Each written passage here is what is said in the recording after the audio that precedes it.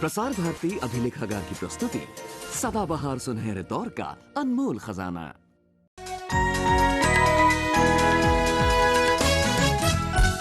शिवम देखो ये क्या बन गया। ये तो बिल्कुल एक किंगली क्राउन जैसा लग रहा है जो मेरे लिए बना है, किंग शिवम। अब मुझे ये एस्ट्रोनॉट के हेड गियर जैसा लग रहा है। कुछ ज्यादा ही दूर भाग गया ना घोड़ा। घोड़ा? तुम्हारी इमेजिनेशन का। हम हमेशा ये क्यों कहते हैं कि दिमाग का घोड़ा दौड़ाओ, जबकि हमें पता है कि फास्टेस्ट तो चीता है। सही कह रही हो, पर ये सब बातें छोड़ो और सोचो कि ये ब्लॉक्स एक एटम है जो है तो अलग अलग लेकिन मिलकर एक साथ काम करते हैं और बनाते हैं कई सारी चीजें। बिल्डिंग ब्लॉक्स की तरह ही तो है एटम या परमाणु। साथ जोड़ो तो बन जाती हैं कितनी सारी अलग अलग चीजें। तोड़ो तो रह जाता है बस एक ब्लॉक, एक परमाणु। क्या मैटर भी किसी तरह के ब्लॉक से बना है? साइंटिस्ट्स ने सोचा तो पता चला परमाणु, मैटर का सबसे छोटा हिस्सा।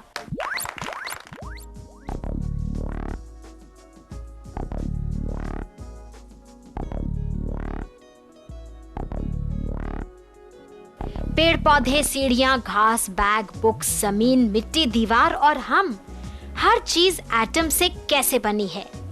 प्रकृति में 92 तरह के एलिमेंट्स पाए जाते हैं। एक एलिमेंट मतलब एक तरह के एटम, तो यूं कहिए 92 तरह के एटम। परमाणु कितने छोटे हैं, इमेजिन करना मुश्किल। एक सुई की नोक पर 3 करोड़ एटम फिट हो सकते हैं। एक सुई की नोक, 3 करोड़ परमाणु।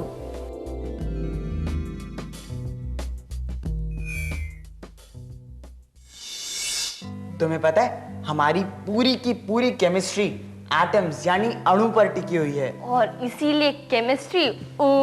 तुम भी ना दीपिका, तुमने मुझे कंफ्यूज कर दिया। एटम्स कितनी सिंपल हैं। हाँ सिंपल है, तभी तो मैटर का सबसे छोटा हिस्सा एटम है।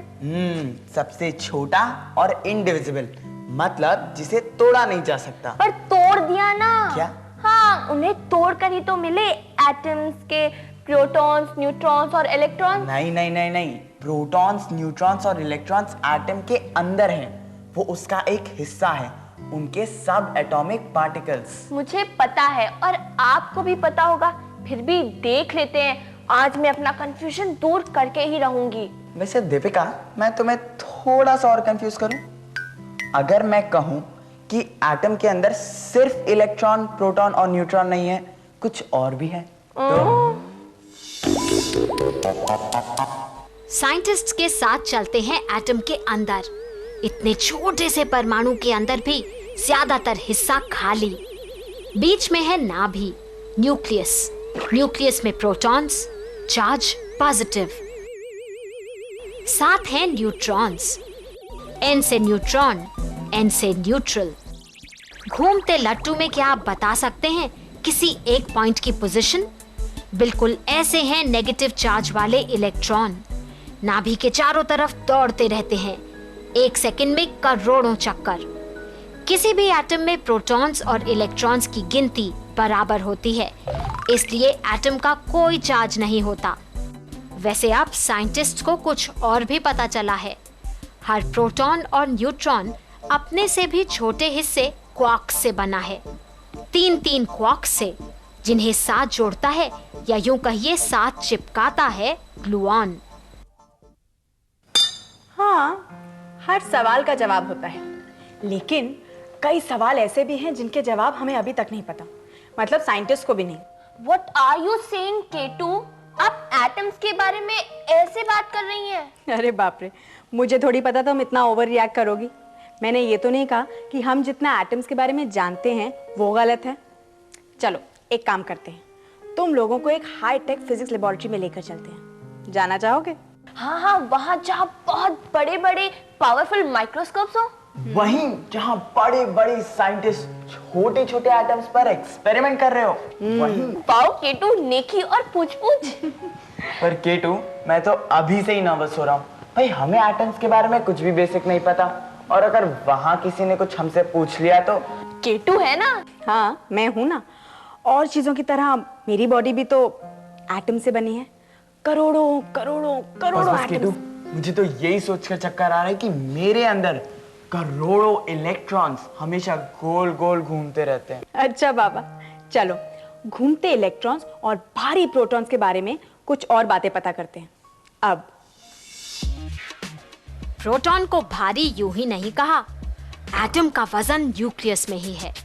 1836 इलेक्ट्रॉन का वजन एक प्रोटॉन के बराबर।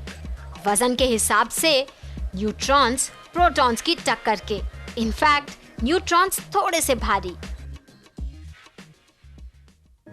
हर एलिमेंट के एटम का एक स्पेशल नंबर होता है, यही है एटॉमिक नंबर, मतलब न्यूक्लियस में कितने प्रोटॉन। एटॉमिक मास है प्रोटॉन्स प्लस न्यूट्रॉन्स।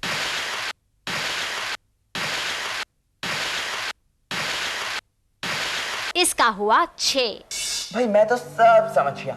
एटम्स के अंदर प्रोटॉन्स होते हैं तगड़े पहलवान और इलेक्ट्रॉन्स हल्के फुल्के चमचे जो प्रोटॉन्स के चारों तरफ घूमते रहते हैं, इस डर से कि कहीं बॉस मैन अंदर ना बुला ले। और केटू, मुझे लगता है कि ये जो न्यूट्रॉन है ना, ये बॉस मैन प्रोटॉन के होते हैं बॉडीगार्ड। वजन कम नहीं, लेकिन चार्ज कम होने से इंपॉर्टेंस कम हो जाती है। बाप रे बाप, सच बताऊं तो मैंने भी कभी एटम्स को ऐसे नहीं देखा। Imagination at its best. वैसे ये जो तुम्हारे बॉडीगार्ड न्यूट्रॉन है ना, इनका काम है प्रोटॉन्स को न्यूक्लियस के अंदर बनाए रखना। मतलब पहलवान में झगड़ा तो होता ही है, तो उन्हें शांत रखता है, उनमें धक्काबाजी नहीं होने देता। क्या हर एक एलिमेंट के प्रोटॉन्स, न्यूट्रॉन्स और इलेक्ट्रॉन्स सेम होते हैं? मतलब हाइड्रोजन का प्रोटॉन या फिर ऑक्सीजन का या फिर यूरेनियम का सब सेम या आइडेंटिकल होते हैं क्या? तुम्हें क्या लगता है? अब मैं क्या बताऊं केटू, मुझे तो खुद आपसे एक सवाल पूछना है। मुझे ये बताइए कि क्या डिफरेंट एलिमेंट्स के इलेक्ट्रॉन्स अलग अलग स्पीड्स पर घूमते हैं या फिर उनकी ऊर्जा और स्पीड सेम होती है? केटू, ये बताइए कि अरे बाप रे, इतने सारे सवाल, एक एक करके। देखो, सारे प्रोटॉन्स एक जैसे होते हैं, सारे इलेक्ट्रॉन्स भी एक जैसे होते हैं और सारे न्यूट्रॉन्स एक जैसे होते हैं। मतलब कोई भी एलिमेंट हो, उसमें सारे प्रोटॉन्स आइडेंटिकल होते हैं, इलेक्ट्रॉन्स आइडेंटिकल होते हैं, फिर भी अलग अलग एलिमेंट्स के एटम्स अलग होते हैं। कैसे? Bread, pastry, cake, donut, pizza, कितनी अलग अलग चीजें पर बनी हैं एक जैसी चीजों से। मैदा, नमक, चीनी, मक्खन और बेकिंग पाउडर। जरूरी इंग्रेडिएंट्स तो हैं ही, पर ये बात भी जरूरी कि उन्हें किस तरह से और कितनी क्वांटिटी में साथ मिलाया जा रहा है और कैसे पकाया जा रहा है। चलिए अब हम परमाणु बनाते हैं। इलेक्ट्रॉन, प्रोटॉन और न्यूट्रॉन, इनके इंग्रेडिएंट्स। क्या चीज बनेगी तय करती है एटम में प्रोटॉन्स की संख्या, एटॉमिक नंबर। हर वो एटम जिसमें एक प्रोटॉन है सिर्फ हाइड्रोजन हो सकता है। हर वो एटम जिसमें 6 प्रोटॉन है कार्बन ही हो सकता है। एटॉमिक नंबर बदला तो एलिमेंट बदला, ये साइंस का नियम है। ये बन गया मेरा हाइड्रोजन एटम और ये बन गए ऑक्सीजन एटम्स। अब सारे एटम्स हो गए, अब बनाते हैं मॉलिक्यूल्स। पहले मेरा फेवरेट, वाटर, पानी। पानी या H2O। तो इनमें एक एटम लेंगे ऑक्सीजन का और 2 एटम हाइड्रोजन के। ये ऑक्सीजन, अब इसे इसमें लगा देते हैं। ये बन गया हमारा H2O मॉलिक्यूल, हमारा वाटर मॉलिक्यूल, जिसके ना जाने कितने सारे मॉलिक्यूल्स दीपिका अपने मुंह में उड़ेल चुकी है। अब मैं एक ऐसी चीज बनाने जा रही हूँ जिसके ना जाने कितने मॉलिक्यूल्स शिवम सुबह से छोड़ चुका है। Deepika, don't be dirty. Shivam, मैं कार्बन डाइऑक्साइड की बात कर रही हूँ। एक एटम कार्बन का और 2 एटम ऑक्सीजन के। तो ये लो कार्बन का एक एटम और ये 2 एटम्स ऑक्सीजन के।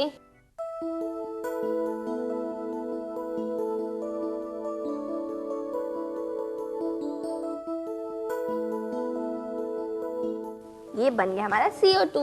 ये तो हुए हमारे सिंपल मॉलिक्यूल्स, पर कुछ मॉलिक्यूल्स ऐसे होते हैं जो बहुत ही बड़े होते हैं, उन्हें कहते हैं कॉम्प्लेक्स मॉलिक्यूल्स। तुम कहीं अड़ीगड्ढों की बात नहीं कर रहे? बिल्कुल सही, मैं अड़ीगड्ढों की ही बात कर रहा हूँ। वैसे ऐसा कोई मॉलिक्यूल है नहीं, वो तो हमने सिर्फ नाम दे दिया है। आप भी बनाइए, बड़ा मजा आता है।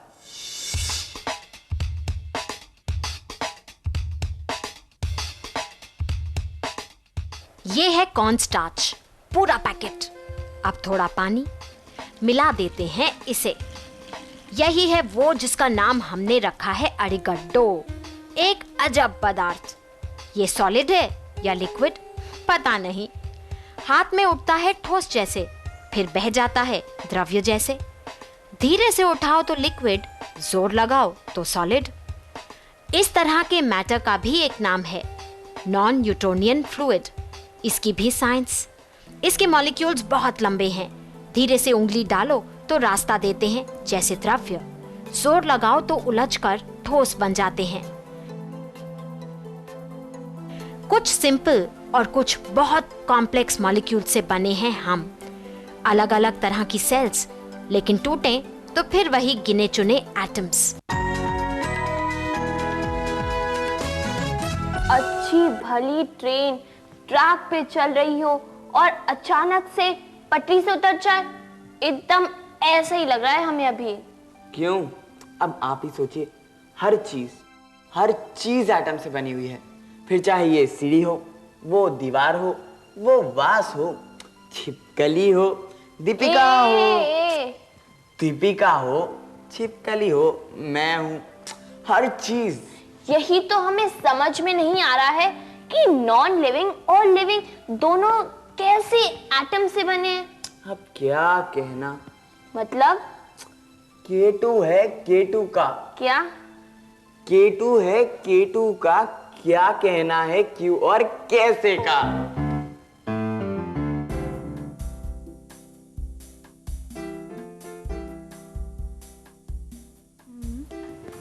ओ वाओ, तुम लोग आ गए। देखो मैंने क्या बनाया है। शिवम, इसके अंदर झांको, इधर से। 1 मिनट रुको। अब देखो क्या है ये? अरे वाह, कितना बड़ा दिख रहा है। किटू मुझे भी देखने दो। आओ इधर आओ। देखो देखो। वाओ, देखा? Wow Kittu, you are great. वैसे आप लोग जानते हैं ये माइक्रोस्कोप 50 टाइम्स मैग्नीफाई कर देता है। 50 गुना। बट आई एम श्योर जिस बारे में मैं और दीपिका आपसे पूछने आए हैं, वो चीज इस माइक्रोस्कोप में नहीं दिखेगा। घूम फिर के फिर से एटम, पर पहले इसे देखते हैं। माइक्रोस्कोप के लिए शीशा, ग्लास, फॉइल, टॉर्च, सुई, पानी और रबर बैंड। माइक्रोस्कोप वो जो छोटी चीज को बड़ा करके दिखाए। सबसे पहले फॉइल की काटेंगे स्ट्रिप। अब ग्लास को शीशे पर उलटकर रख देंगे ऐसे। रबर बैंड की सहायता से फॉइल को यूं जोड़ना है। यही है लेंस होल्डर। सुई से इसके बीच बना लें एक छेद, छोटा सा।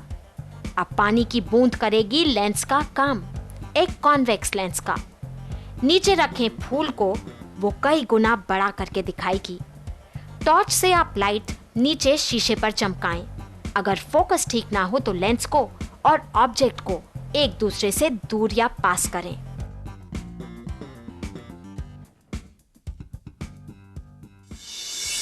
लाइट एटम से नहीं बनी, बल्कि फोटोन से बनी है, ये बात याद रखना। और सिंपल टर्म्स में हमारा पूरा यूनिवर्स सिर्फ 2 चीजों का बना है। मुझे पता है, एटम्स यानी अणु। दूसरा एनर्जी या ऊर्जा। अरे वाह। अच्छा, अब एक बात और ध्यान से सुनो। वो क्या नाम दिया था तुमने अपने इलेक्ट्रॉन्स को? इलेक्ट्रॉन्स को प्रोटॉन्स के हल्के फुल्के चमचे। हाँ, ये जो हल्के फुल्के चमचे हैं ना, मैं इन्हें असली बॉसमैन मानती हूँ। हम बच्चे खुश होते हैं तब जब पेट भरा हो मजेदार चीजों से। एटम्स भी हम बच्चों जैसे हैं।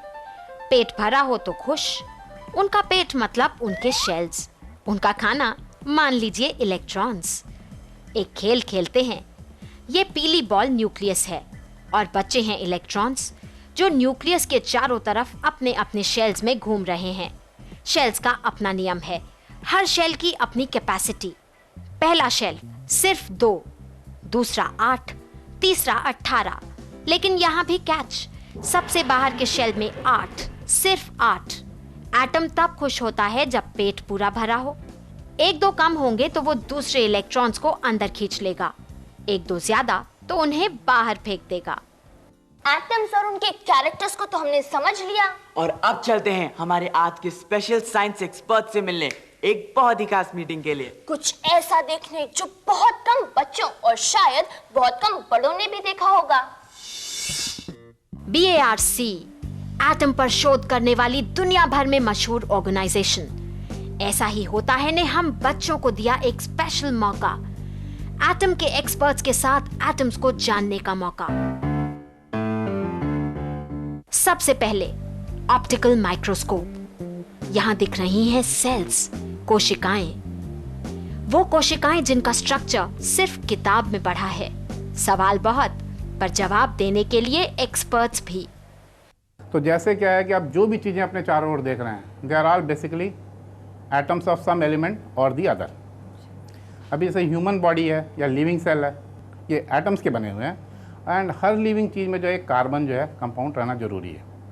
सो अमीनो एसिड में भी कार्बन है, DNA देख रहे हैं उसमें भी कार्बन है, लिपिड्स देख रहे हैं, फैट्स देख रहे हैं। तो जो लिविंग चीज़ें हैं, ये रही ह्यूमन सेल। ऑप्टिकल माइक्रोस्कोप से हम 1 मिलीमीटर का 1000वां हिस्सा देख सकते हैं।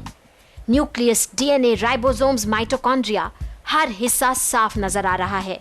याद रखिए, ये सेल भी करोड़ों एटम्स से बनी है।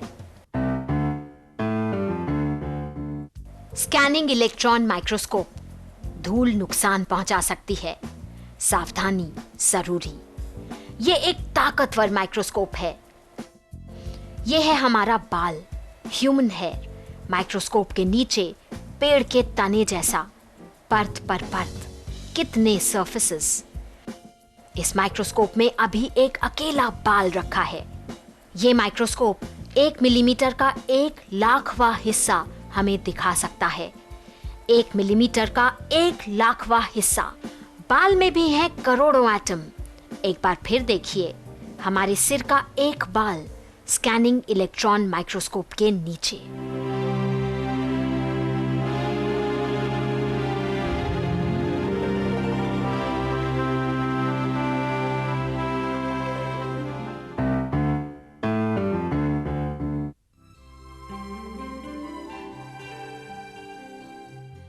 ये दुनिया का सबसे बड़ा, सबसे पावरफुल माइक्रोस्कोप। ये हमें 1 मिलीमीटर का 1 करोड़वां हिस्सा दिखा सकता है। सैंपल, मेटल का छोटा पार्टिकल। मैग्निफिकेशन खुद देखिए।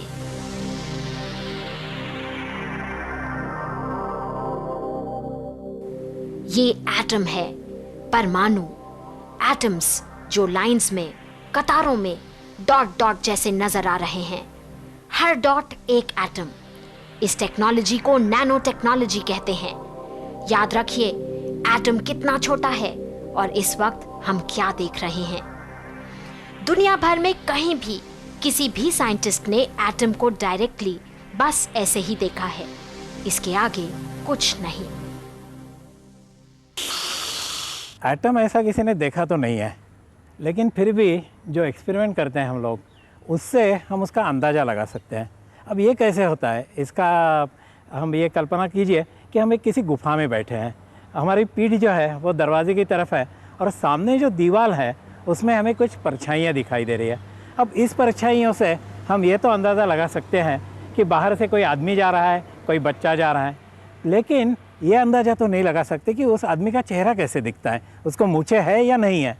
तो वैसे ही एटम के बारे में होता है कि हम जो एक्सपेरिमेंट करते हैं उसे हमें अंदाज़ा आ जाता है कि एटम में कैसी रचनाएं हैं, कहाँ उसके इलेक्ट्रॉन है, एटम एक दूसरे से कितने दूरी पे हैं। लेकिन ये अंदाज़ा नहीं लगा सकते कि अगर हम आँख से देख सकते थे तो वो एटम एग्जैक्टली कैसे दिखाई देता। और इसी मर्यादा की वजह से हम कल्पनाएं करते रहते हैं कि एटम कैसा है।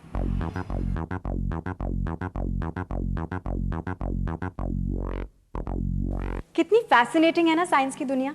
इतने सारे सवाल मन में आते हैं और लगता है आपको भी सवाल पूछने में बहुत मजा आने लगा है, तभी तो हमारे पास इतने सारे लेटर्स आते हैं। इस बारी हमसे सवाल किया है अल्पा जोहरी ने। पूछती हैं कि क्या ये सच है कि समुंदर के पास या किसी लार्ज वाटर बॉडी के पास सर्दियों में कम ठंड पड़ती है? जवाब देती हूँ दो गुब्बारों के साथ। इसमें है सिर्फ हवा और इसमें थोड़ा सा पानी हवा के साथ। तो देखते हैं अब क्या होता है। इस कैंडल को जलाते हैं।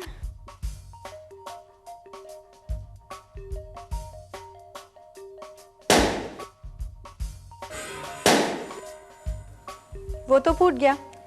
अब देखते हैं इसके साथ क्या होता है। हमारा समुंदर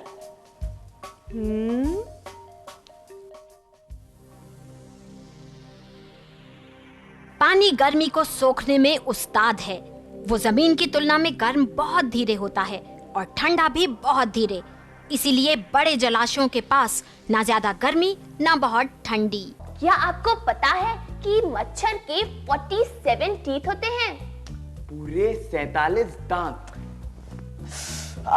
दीपिका, क्या आपको पता है ऐसे मच्छर स्टैब करता है अपने प्रोबोसिस से? ऐसी बहुत से इंटरेस्टिंग फैक्ट्स है और अमेजिंग साइंस की बातें भी।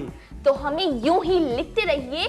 हम आपको मिलेंगे ऐसे ही हर हफ्ते इसी दिन इसी वक्त, क्योंकि ये साइंस की दुनिया है और यहाँ ऐसा ही होता है।